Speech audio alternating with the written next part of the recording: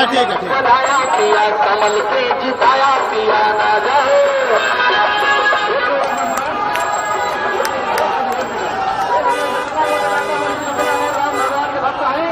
काका के मेरे ताली बजाई जगह कम से कम 40 साल की उम्र है काका के जगह ताली।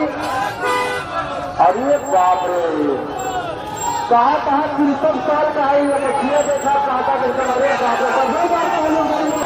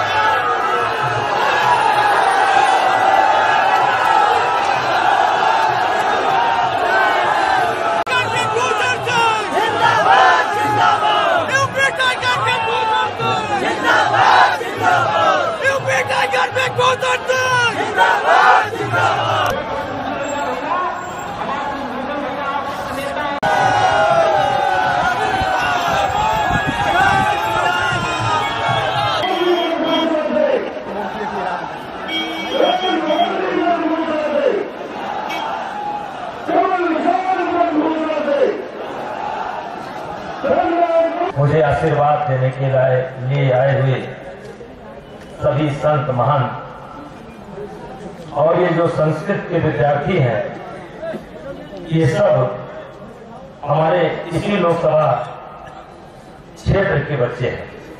आज ये सब बच्चे हमको आशीर्वाद देने के लिए आए हैं। हम इनका सभी संतों का, महंतों का हम स्वागत करते हैं। हम भी इन्हीं के बिरादरी में थे और अयोध्या में बहुत दिन हम रहे पढ़े, लेकिन इन्हीं लोगों ने, महाराज ज्ञानदास जी ने हमारे सब शादी जबरदस्ती करवा दी, तो हमको गृहस्थ में अयोध्या के लोगों ने भेज दिया। और आज ये सब लोग हमको अपना कोई भाई मानता है, कोई गुरु भाई मानता है, कोई शिष्य मानता है। हम समझते हैं कि गृहस्थों में अयोध्या का जितना समर्थन इस गृहस्थ को प्राप्त है, उतना समर्थन किसी गृहस्थ को नहीं प्राप्त। और हमारे मंच पर बैठे हुए मैं केवल माननीय सत्यदेव सिंह जी का नाम लूंगा, वो हमारे वरिष्ठ है और सभी हमारे नेता का। और हमारे सामने बैठे हुए सभी कार्यकर्ता बंधुओं, आप बहुत देर से आए, हमारी बात सुनना चाहते हैं। बहुत कम शब्दों में थोड़ा सा निवेदन आपसे करूंगा।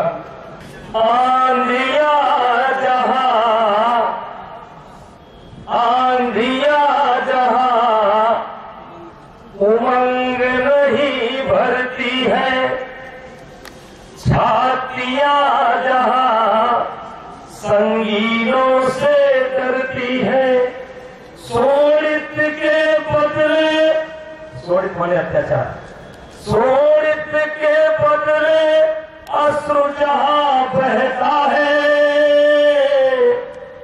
वो देश कभी स्वाधीन नहीं रहता है। शोणित के बदले अश्रु जहां बहता है, वो देश कभी स्वाधीन नहीं रहता है। आंधिया लाओ लहू में ज्वार को पैदा करो, कंठ में कुंदन नहीं हुंकार को पैदा करो। रण की भेड़ियां बज चुकी है पार्थ, एक बार गांडीव में टंकार को पैदा करो, एक बार गांडीव में टंकार को पैदा करो। भाइयों, सन 1991 में भारतीय जनता पार्टी ने मुझको पहली बार प्रत्याशी बनाया और गोंडा की जनता को मैं धन्यवाद देना चाहता हूं कि 1,13,000 वोट से जिता करके मुझे और पड़ोसी बलरामपुर से माननीय सांसद जी को लोकसभा में भेजने का काम किया। सन 1996 में एक षड्यंत्र के तहत मैं तिहाड़ जेल चला गया था।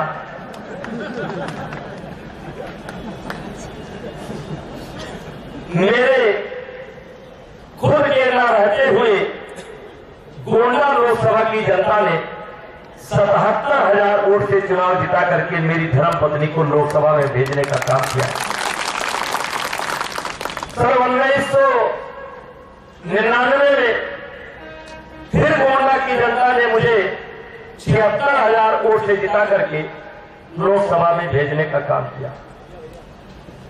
2004 में मैं चुनाव की तैयारी कर रहा था, गोंडा से चुनाव लड़ना चाहता था।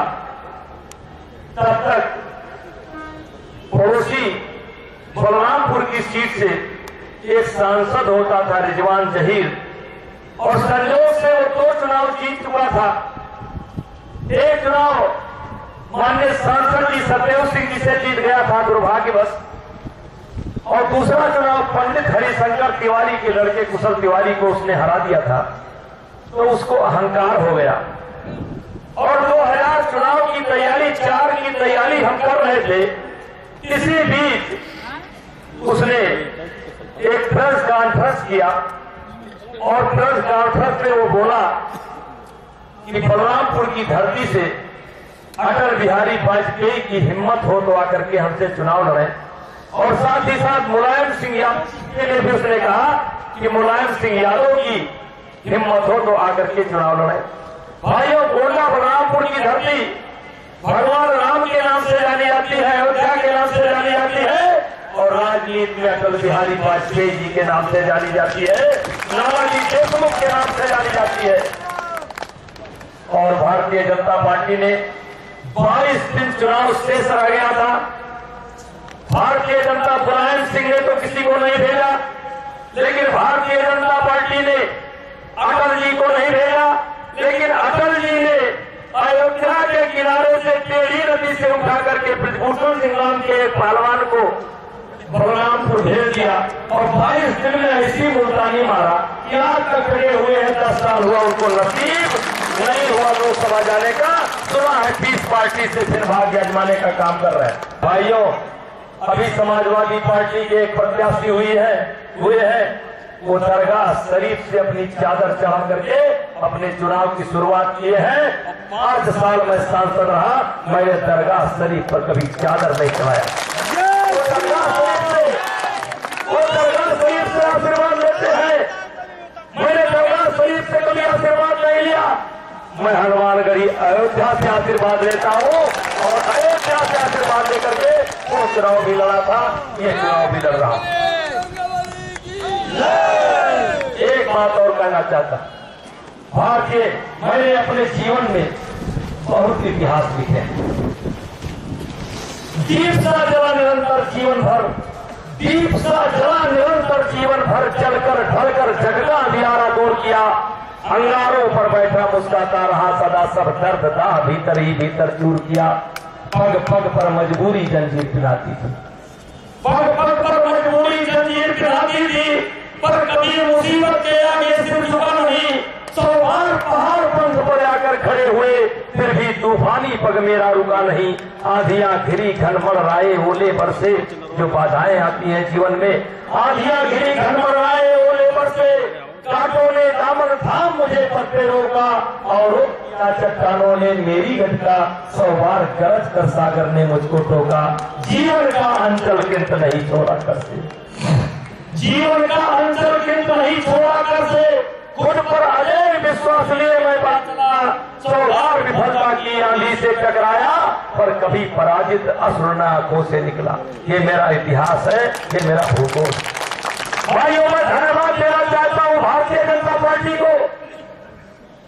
और मैं देख रहा था कि क्या इतिहास में कोई ऐसी घटना घटी है, तो मैंने देखा कभी जब नंद वंश का नाम आता है, घनानंद का नाम आता है, उसी समय विष्णु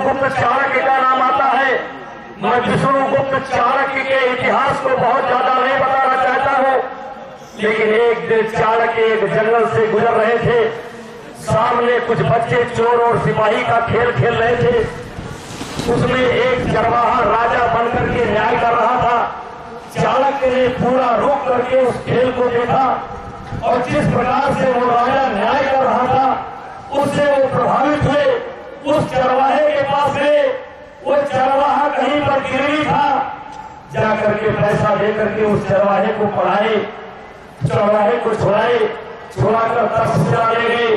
तक्षशिला लेकर ले जाकर के पढ़ाकर लिखाकर महान राष्ट्रभक्त बना करके, और जब हमारे देश के ऊपर यौनों का आक्रमण हुआ तो वही चरवाहा चंद्रगुप्त मौर्य बनकर के इस देश से धर्मियों को भगाने का काम किया।